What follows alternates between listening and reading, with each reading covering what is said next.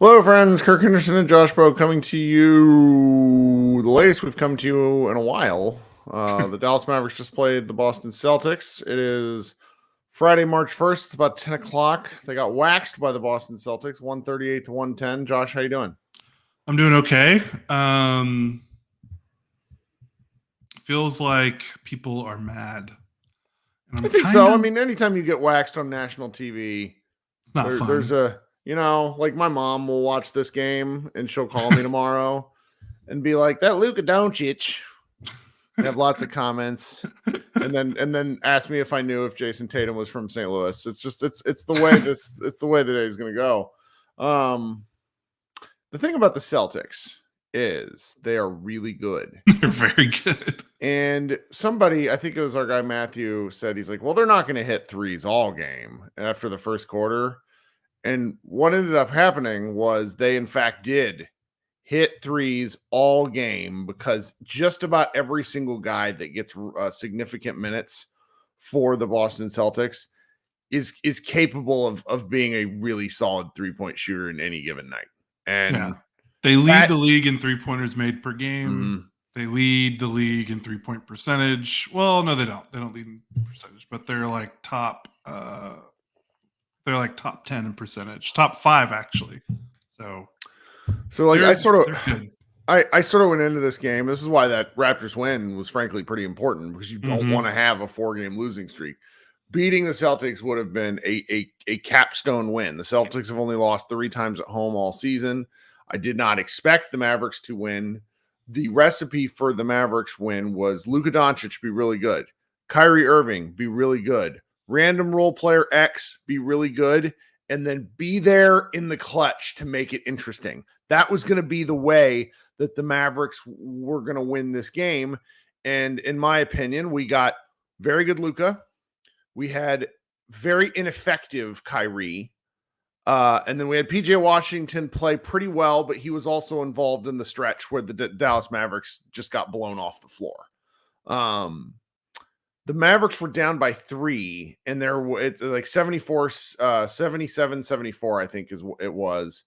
And then Coach Kidd subs in Tim Hardaway, who ends up taking a lot of criticism tonight, though I don't necessarily think it was his fault. The Mavericks go super small and just proceed to get ran right off the fucking floor. And I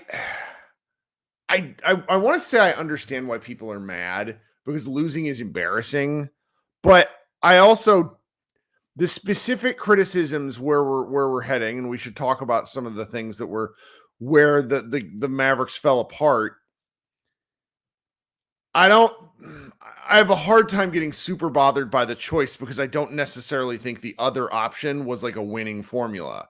Like if I had, let's go through some of some more solid parts of the game, and then I think we can kind of pivot to criticism. Like this was another astounding Luka game. 37 points in 37 minutes, 12 rebounds, 11 assists. I don't think he had an assist in the first quarter. So that he finished with 11 assists was pretty interesting. Only 2 turnovers.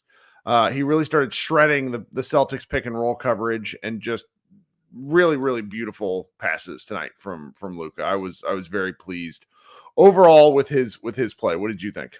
Yeah, I agree. I think his passing was really crisp. He didn't necessarily have a pass that was as good as that pass to Timmy in the Toronto game, that kind of no look over the shoulder to the corner. But he was not he was like a surgeon. Yeah, everything was on target. He wasn't trying kind of those loosey passes, which usually are good for a turnover or two. Like, it felt like he was very careful with the ball and with his placement tonight. thought he was pretty methodical. I didn't think he forced too many shots. He was 3 of 9 from 3. He took 25 shots, but it felt like mostly good shots. He missed some bunnies around the rim, actually. Like, I thought that was actually kind of where, if he did struggle a little bit, and you could see him kind of like, figuratively kicking himself after a couple of misses. Like, he missed an and one off an offensive rebound that like he usually makes like 9 out of 10 times. Right, that one was weird. Yeah, and it like spun out too. Like when it banked off the backboard, I was like, oh, okay, that's an and one, and then it kind of just like did a little spin-a-rooney in the cup, and then bounced out. So otherwise, yeah, he was pretty great offensively. Defensively, I don't think anyone was really good defensively, so we'll get into that later. But yeah, offensively, he played about as well as he could have, and he was he really had that Celtics team kind of in terror through about 2.5 quarters until this game kind of got out of hand. Because there were, like you said, there were moments in the third quarter where it felt like this is going to be one of those moments, and it was shaping up to be like he had his hand in everything. Like he was setting PJ Washington for threes. Got PJ Washington's couple dunks, got Lively some dunks. He was making his shots. He was seemingly making the right decision every single time. Yep. And then everything kind of just fell apart midway through the third quarter. But up until that point, it was a pretty flawless game from him, offensively at least. The other really kind of high point of the night was Derek Lively, 7 for 7 from the floor, 15 points, 4 rebounds, 1 assist, 2 steals, only 2 defensive boards.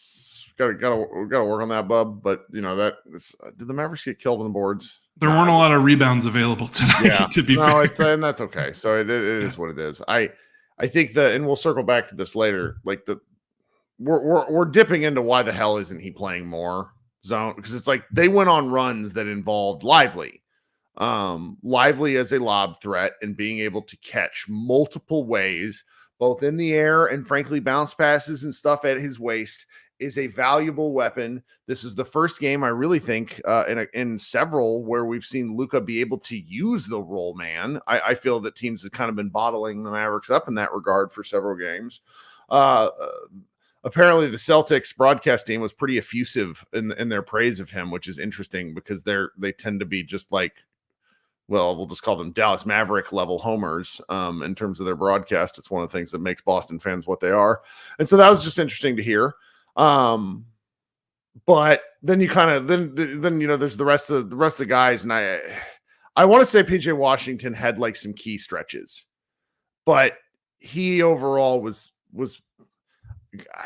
he was cold, hot, cold. 17 points and 16 shots sucks. It just sucks. You can't as a role guy, you can't do that. I think he missed his first He missed his first 3 threes, then made his next 3, then missed his next 5 or something like that. I think he started 0 for 2 from 3, then he was 3 for 5, and then he finished 3 for 9. And so he was very streaky. Yep. But yeah, he took good shots. I don't really think he took some bad shots. The only thing that he took, there was one sequence that was really killer in the second half. And I think this was kind of part of the third quarter that's kind of started the third quarter avalanche. Mm-hmm. He drove into the paint, and it was a good drive, and he basically gets maybe a step outside the restricted line. Mm-hmm. And there's one defender that's kind of in no man's land, and he either has a wide open kind of little short floater, or he has Lively right at the rim for an easy lob, and he just elects to go for the floater. Misses the floater, doesn't come down with the offensive rebound, and then the Celtics make a 3. That's a 5-point swing. I'll give you the swings. I'm looking at it. Lively makes a dunk at the 6-minute mark. The Mavericks are down by 2 points. PJ Washington misses a 3. Jaylen Brown hits a 3. Celtics are up by 5. PJ Washington misses a floater. PJ Washington gets his own board, but he's blocked by Drew Holiday. And then Tatum hits a 3, and it goes from being a 2-point game to an 8-point game in 2 possessions. And at that point, the Mavericks were cooked. Luka kind of had him hanging around a little towards the end of the quarter, where it was they pull within 6, they pull within 5, but then all of a sudden the game's out of hand again. And by the end of that quarter, it was down by 14. And that was sort of where things went sideways. Like the first half was pretty fun. The Mavericks hung on a little bit. The first half was an instance of when Luka goes to the bench, the Mavericks couldn't keep pace. Especially with how Kyrie was playing. Right. And so, all right, let's take a quick break, and then we're gonna circle back to kind of the things that were less fun. Those of y'all who are here, appreciate you joining the show. If you could go down and give this show a like, I would appreciate it. If you could consider subscribing to the show here on YouTube, those of you who are watching live, I would also appreciate that. If you are listening on an audio feed on Saturday, Sunday morning, maybe before the 76ers game, consider subscribing to our show. Really appreciate that. I'm not sure. I tend to do a post-game show every night, but I don't think I'm going to be able to do a second post-game one. We've been having it's been a not fun 24 hours with the 4-month-old infant, and my wife needs I need to help my wife out more tonight, so I don't think I'm going to do a secondary show tonight. But thanks for listening to the show. If you could go ahead and then give these two brief ads a listen to, because that's one way Josh and I actually get paid. So we'll be right back. Okay, so what if I told you that Kyrie Irving has lost to the Boston Celtics 10 straight times? I would believe that. Man. Does that include the playoffs? Because I'm not sure. Swept. Somebody sent me that stat, and I'm like, it's tough because it's the Celtics are a team that's built to kind of cage somebody like Kyrie just due to their size and length.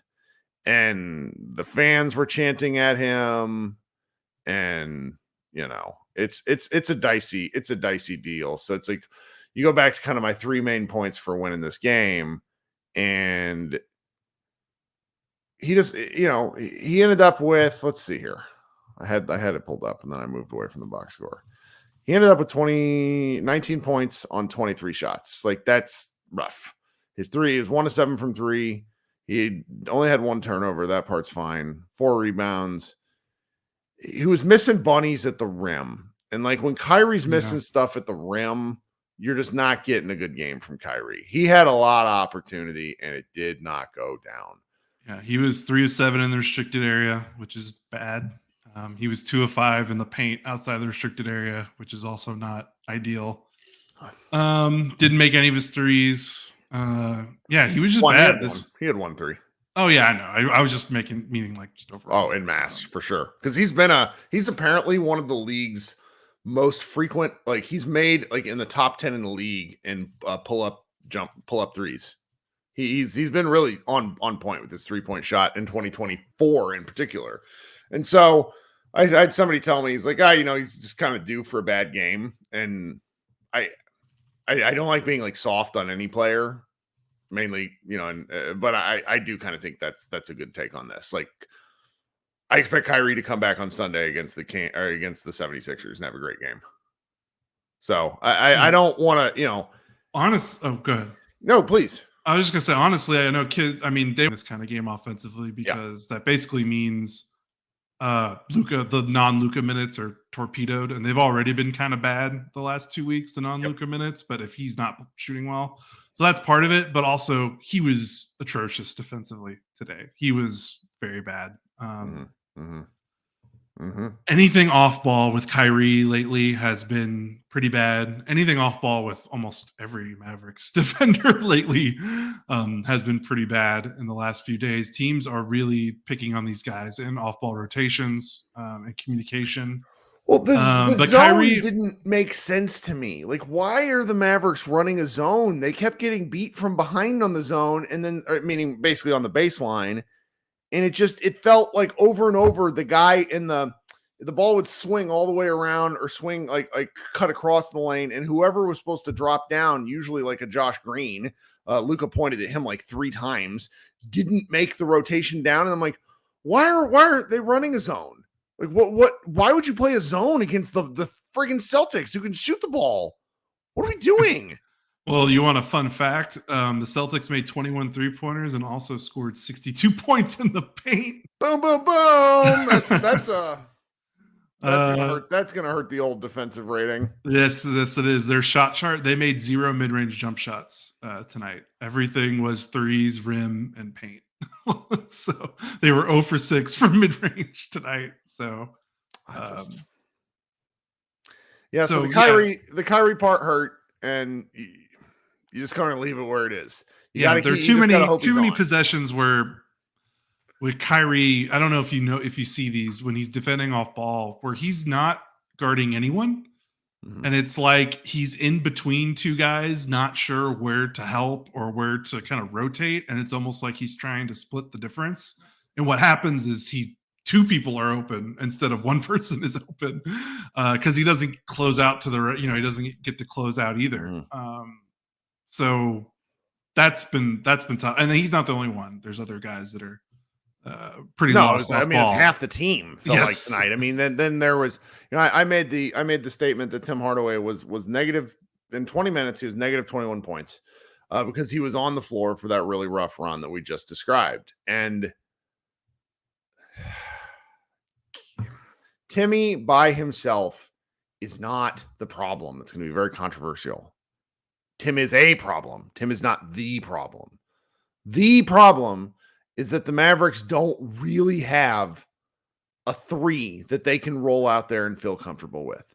They have to play a big guard as their small forward in almost every conceivable circumstance. Josh Green, 6'4" guard. Anybody that thinks he's taller than that, go look at him near Jayson Tatum. He ain't. Then you get Dante Exum, who probably should start. Then you have Derek Jones Jr., who has just turned into a pumpkin at this point in the year. Those are your options at small forward. I guess we play PJ Washington there some. Right, but then you're either playing, who's playing the 4 and the 5? Like, are you doing Maxey and another big, which is, I don't think they like to do that. Right, they never go like jumbo, which this would have been the time to try it, quite candidly, because the Celtics and Denver are like huge. Yeah, well, and the Celtics are huge, but the Celtics also don't really play. Yeah, they play skilled, and they played out. Yeah. Like it's usually KP is the lone big, and then Horford's the lone big. They did play a little Horford Tillman together, but otherwise, Tatum is their power forward. So you can get away with PJ Washington as your 4-man, but again, like you said, when you've got Luka, Kyrie, and then Josh Green. Mm-hmm. Where who's Josh Green guarding? Who's guarding Tatum and Brown? Like PJ can be on one of them, but then that means either Green, Luka, or Kyrie are on one of the other, of Brown or Tatum. So that makes it tough, and the Celtics are just good. They make it tough. They're so deep. They play basically like 8 guys that are all really pretty good, and they're all tall. Like even their guards, like Derek White and Drew Holiday, are big guards. I read Drew Holiday is shooting 63% from the corners on did you see that first corner 3 he made? Falling out of bounds. It looked like Luka. Yeah. My way in the chat says if you start Exum, you're back to asking too much of players. I wanted to highlight this comment because I agree. And it just sort of points to the challenges within the roster at the moment. Right. And you see these challenges against a team that is 47-12. You don't see them as much against Toronto Raptors, but you do see them against, Cleveland Cavaliers team, which is really, the best teams in the league they're gonna highlight your weaknesses a lot more than playing the Wizards or the Spurs or the Toronto Raptors. But yeah, this was one of those games where I think people are really angry. I don't think a lineup change tonight significantly. Yeah, people are mad about Tim Hardaway Jr. playing as much as he did. People are mad about Maxey playing as much as he did, and people are mad about Gafford not playing more. And I don't. If Tim and Maxey played 5 minutes and Gafford played 35, I don't see the result of this game changing too much. Now, I understand people just wanting to see something different because when they see something not working, it's like, I don't care if we lose. Right. I just want to see something different, and I understand that frustration for sure. But I just don't see a lineup combination that changes the result of this game because at the end of the day, if your second best player plays as poorly as Kyrie did, if one of your starters and Josh Green plays as poorly as he did, we're talking about backups. Like Maxey and Tim and Gafford are all backups. Like if those guys, like I just don't see those guys swinging the pendulum in a game where you've lost by 28 points and the team made 21 3-pointers. Like, not to say that there isn't things that they can't do and they can't switch around and they can't mix things up, but at the end of the day, your top 4 or 5 guys have to play really well. Yeah. And only about 2 of them did. Lively and Luka did. And that, if those are your only 2 players that are really going to show up, I don't really care how you're mix and matching the rest of it. You're probably still going to get thumped on the road to a really good team. And by the way, this was also their 4th game in 6 nights. So yeah. Like, I'm not saying don't be mad or don't ask for something different, but the idea that this game was winnable with some lineup changes. Just a really narrow path to success. It's tough. And I come in here guns a-blazing when I really think something bad happened. Like, I will call for kids' head at a moment's notice. It's not hard to get me on the fire. But I just look at this tonight and you know, it's worth it's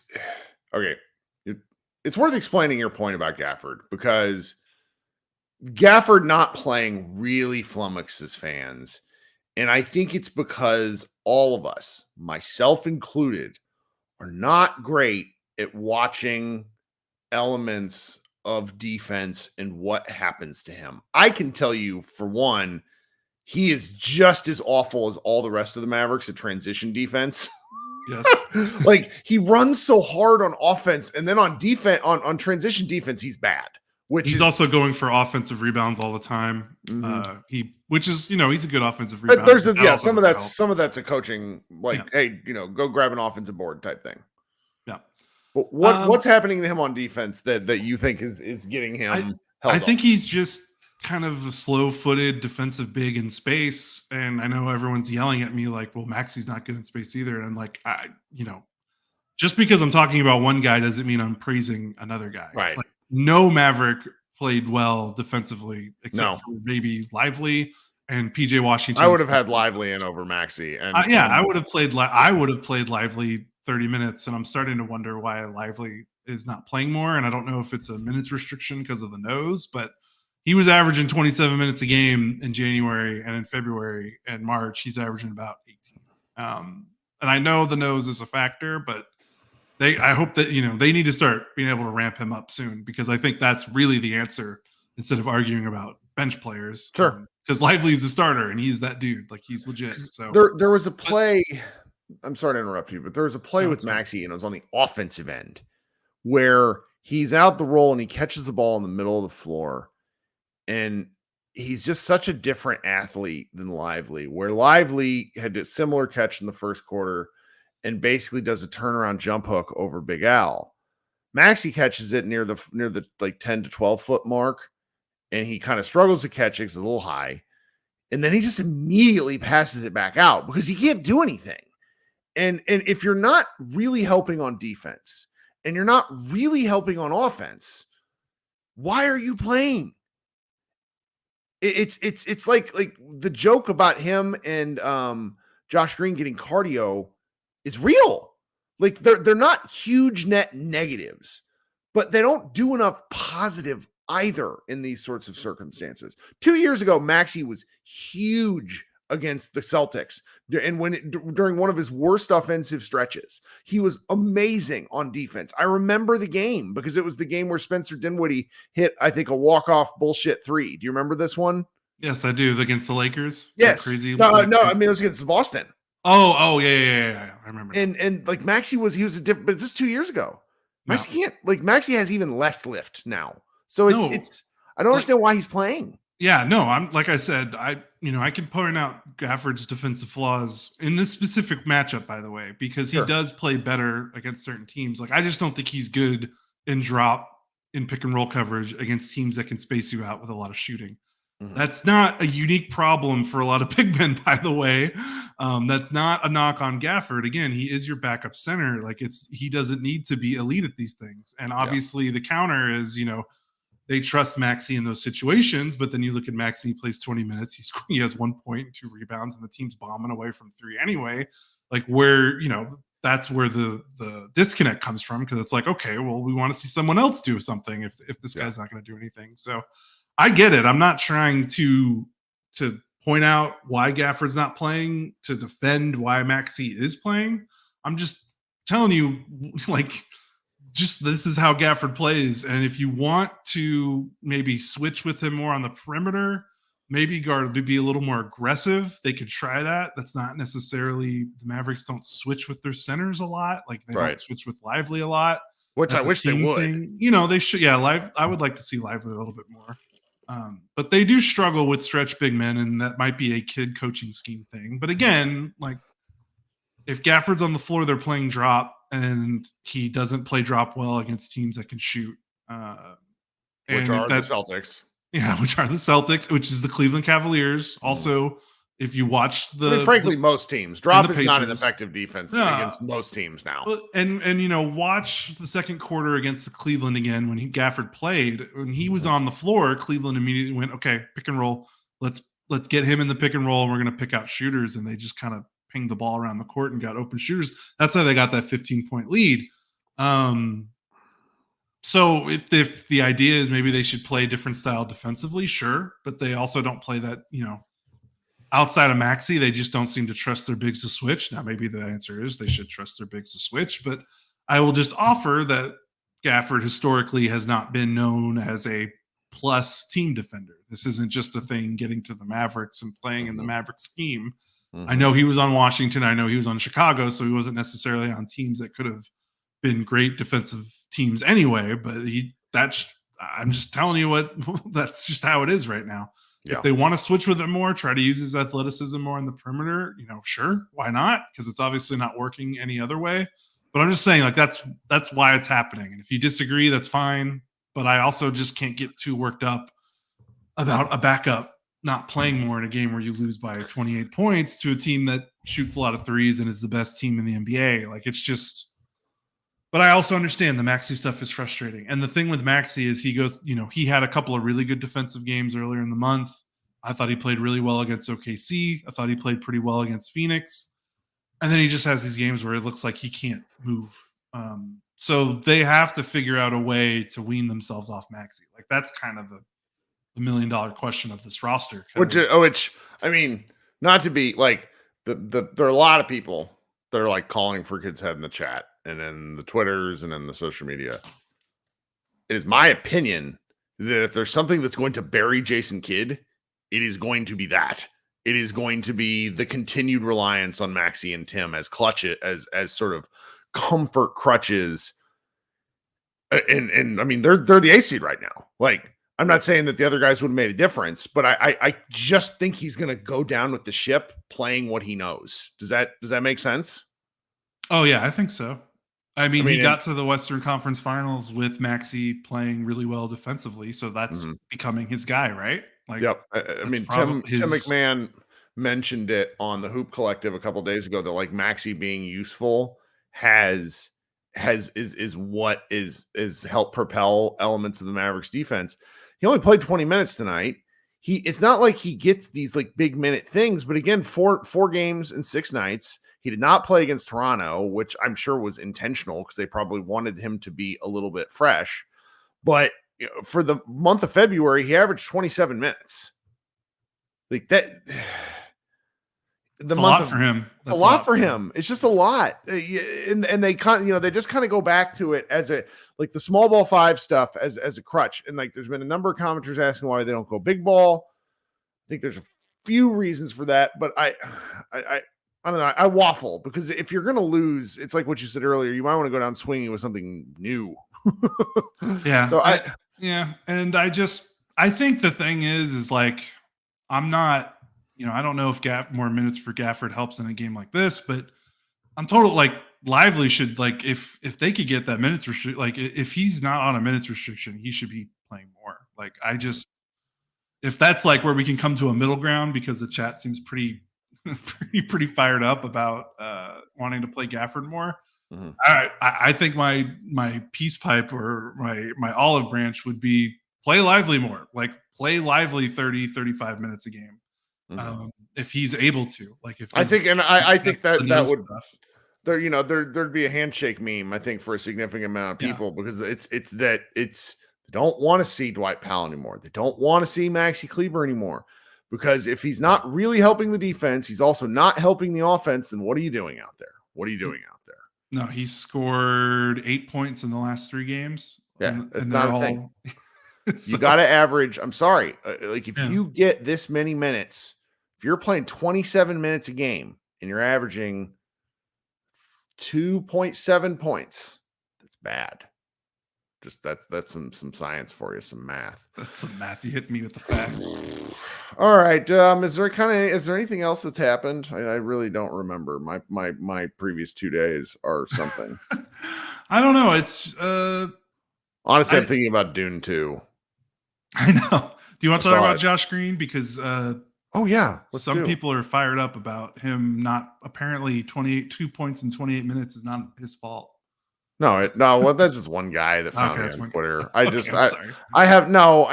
over-index on Twitter. I want it to be known that if you're a person who in your profile talks about how you're the 7th best player on a given team super fan, I implore you to find new hobbies. That's all. You're allowed to like weird things. I'm just not going to discuss them with you. Like that's all. And I've been pleased with Josh Green's play this year. It's him, Tim, Kyrie, Maxi. If all y'all are gonna play poor, Mavericks aren't gonna win. That's okay. It happens. It's like that sometimes. The Mavericks' path to be out of to be a non-play-in team grows ever more narrow. It's still in play though. They just need to figure it out. The team's healthy now. The 76ers are a weird team right now. Tyrese, they should run them off the floor, but what are you going to do? Is it pretty wild that they are now closer to 10th than they are to 6th in the standings right now? Yep. They're 2.5 games out of 6. They this is are where all 1.5 games up on 9th and 10th. This is where losing some of those very stupid games earlier in the year, you look back and you go, how do you lose to the Grizzlies like this? Or Cleveland without Mitchell and Garland and Mobley. Mm-hmm. Or losing to Utah by, how many was it? Like 37 point loss to Utah. That's not great. But yeah, the schedule is going to be interesting. They play Philly, Indiana, Miami all at home next. Philly's feel like they've kind of found their sea legs without Embiid. They're still not great, but they're not as bad as they were the first week or so. Indiana, Miami are challenging teams. Then they get a little reprieve with Detroit and Chicago. Then middle of the month, Golden State, Oklahoma City, Denver, 3 in a row. They still play Sacramento twice. They play Golden State 3 more times. So we're going to figure this out with the standing stuff. They're going to have their opportunities to either create some separation or they're going to fall back a little bit more. But we'll see. Sure. I don't know. Fourth game in 6 nights. All road games, last game of a 4-game road trip. I would not be shocked if Sunday they played really well against Philadelphia and people start calming down a little bit more. Maybe. Hope so. Those afternoon games are I'm firmly of the opinion that these NBA guys, their routines where they kind of get themselves ready to play at certain points of the day are pretty important. And I think these noon games really mess stuff up. But that's just we'll Oh, go ahead. I didn't mean to cut you off. We'll see. I could be wrong. Well, the thing about Gafford, this might be throwing a live grenade 35 minutes into the podcast when we're trying to wrap up, but are we at the point where we have to start thinking about, was it a mistake to trade for him? Not necessarily because of the player he is, but more resource management. Oh yeah. Haralabob Bulgaris engaged with me on Twitter the other day, and he flat out said that he thought it was a size panic move to need Gafford. And I don't know where I stand on it. I think it'll be really easy to say with hindsight, if they were to go on a run this year, we're not going to care. But this goes back to I was the only person of our staff where I'm like, I don't feel great about this with future asset stuff. And lots of people at the time were like, you need to simmer down. I think those people are primarily right, but we need to see some consistency, I think. And it's more I think just like I'm wondering, like, there's got to be like, because this is the disc, because it's like he's not playing, and I'm not shocked at his minutes right now, but they did give up a first. Technically, it's more like they gave up a pick swap in 2028, which is really important. And it's one of those things where I'm not surprised that he's not playing, because I listed out, his team defensive deficiencies in some of these matchups. So it's like, I'm not like mad that Gafford it's not like that. It's not like being mad at the player necessarily, or even mad. I mean, people are going to be mad at the coach, but it's more like they gave up something pretty significant to get him, and it feels like the coach doesn't necessarily need or want him. Now, whether you think the coach is wrong is another argument, but it's like, this is starting to, I don't know if it's a trend, but it feels like the same thing with Christian Wood, where it's like they traded for a guy that kids seemingly wanted nothing to do with. And now we're a couple of weeks into this trade, and it's pretty clear Kid has a quick hook with Gafford, and if he doesn't like what he sees with him, he doesn't play him. Yeah. So now it's like, well, why did you trade? They didn't just throw away a second rounder or something. They gave up a pick swap, which turned into a first, which theoretically could have been used for another player, or keep them too hard. Look, guys, I'm not trying to cover up for Kids in Confidence. I'm just trying to figure out why there's some sort of disconnect between what the front office is valuing and kind of what the coach values. Now, if the coach is wrong and they move on from the coach, we'll see. But yeah, I mean, you're not firing Kid 20 games left in this season. No, so I mean, that's what I mean, though. I mean, if this goes sideways, there is only one thing you can really make a change with. Jason Kidd. Yeah. Right. Like, boy, howdy. But it's just weird, right? Like, it's weird to give up a first for a guy that you're not playing. Even if I understand why he's not playing, I'm just like, well, why did you go get him? Like, it's just weird. There's a disconnect there. And they got to figure that out. They can't keep trading for guys that the coach doesn't like. Either you stop doing that. Well, I mean, or you get rid of the coach. Like, who's the guy? The meme. He's the guy that didn't get signed this year, but everybody wanted them to sign it so his kids could get insurance. Oh my gosh, Tony Snell. Tony Snell. Yeah. Why I'm friends with a former Bucks front office person. He demanded that they sign Tony Snell. And if you go look at Tony Snell's games logs that year, he stops playing Tony Snell almost immediately. So this is just a thing? Same thing. And I mean, honestly, I think he's why they signed JaVale. Like, oh yeah, for sure. So it's tough where he has a short leash. But then he loves guys like Hardaway. Whereas, I mean, you remember what Hardaway said during what was it? It was way back at the beginning of the year during media day, where he's like, I don't know if Kid's not told me I'm not starting. This is news to me. Like, Kid's not a great communicator in the ways that you expect from a top-down coach. He is much more of a friend by manager approach, and I'm sure he's very cutting and when the doors are closed, but he's not a fiery, boisterous guy. That's why, I mean, I pointed out, and we should probably go. We're almost done. But like, there was a point tonight where he called a coach's challenge to a bad out of bounds call, as in who it was off of. He got real fired up, and then the team responded in kind. It was like, oh wow, you mean if your leader shows some emotion, everybody else is going to show some emotion? Weird.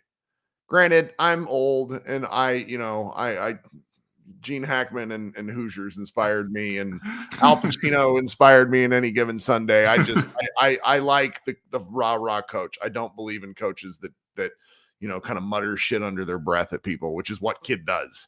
So anyways, all right, 40 minutes of nonsense. I'm not going to do a second live show tonight. I'm really sorry, guys. I've been up since 5 a.m. And I'll probably be up a long time tonight because the kid is both teething and sick. It's weird. But go use your Saturday, do something fun. Should be a nice day out here in the Dallas-Fort Worth area. I do recommend everyone, even if you have zero interest, go see Dune 2. It was cool. Did you already go? Yeah, my wife, like, we were having such a shitty day because we were going to go try to see it. And then the kid got sent home from daycare, where she was just like, you should go. You want to do this. It's important to you, which it is, because I've been a fan of those books since I read it for the first time when I was like 14, but I didn't understand it because there's like a hell of a lot going on in it. So he did a really good job communicating some really complicated shit in a 2-hour and 40-minute movie.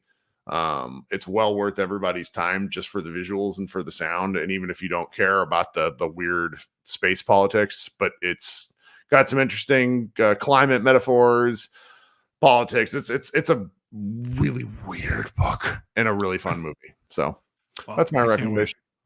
All right, everybody. This has been Kirk Henderson and Josh Bell. We'll be back on Sunday afternoon, I'm sure, to talk a little more Mavs and Sixers. Thanks so much for hanging out. We'll be back on Sunday. Everybody be good. Go Mavs.